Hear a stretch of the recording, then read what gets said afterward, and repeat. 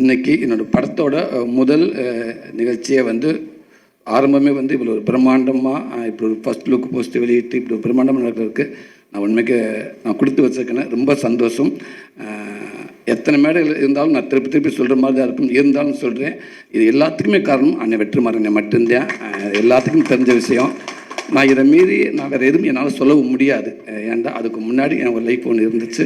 கண்டிப்பாக சுசீந்திரன் மூலமாக எல்லா இயக்குநர்களும் நல்ல இடத்துக்கு கொண்டு வந்து வச்சாங்க. அதுக்கப்புறம் இன்றைக்கி இப்படி ஒரு இடத்துல கொண்டாந்து என்னை வச்சுருக்காருன்னா அவர் என் மேலே வச்சுக்க நம்பிக்கை அது சாதாரண நம்பிக்கை இல்லை. அவர் கூப்பிட்டாருன்னு எல்லோரும் அவருக்கு ரெடியாக இருக்கிறப்ப என் மேலே நம்பிக்கை வச்சு விடுதலைங்கிற ஒரு படத்தை கொடுத்து இன்றைக்கி இத்தனை மீடியா முன்னாடி இவ்வளோ ஒரு பெரிய படத்தில் கொண்டாந்து என்னை வச்சுருக்கிறப்ப அதுவும் அந்த ஏவி நான் இப்போ தான் பார்க்குறேன். மதியம் என்கிட்ட கேட்டேன், அதை காட்டவே மாட்டேன்ட்டார். இல்லை நீங்கள் அங்கே வந்து பாருங்கள், அங்கே வந்து பாருங்கன்றாரு.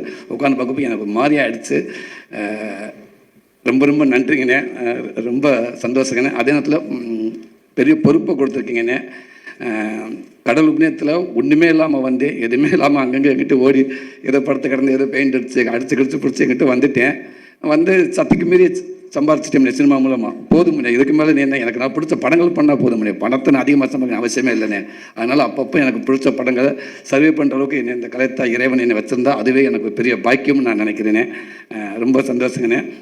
எல்ரட் குமார் அண்ணன் சொல்கிறோம், வெற்றிமாறன் சொன்ன மாதிரி அவரை பற்றி சொல்ல தேவையில்லை. அது ஒரு தொழிலாக பார்க்காம ரொம்ப பிடிச்ச ஒரு பேசனா அதுக்காக எவ்வளோ வேணாலும் மெனக்கட்டார், எவ்வளோ தூரத்துக்கும் போவார்.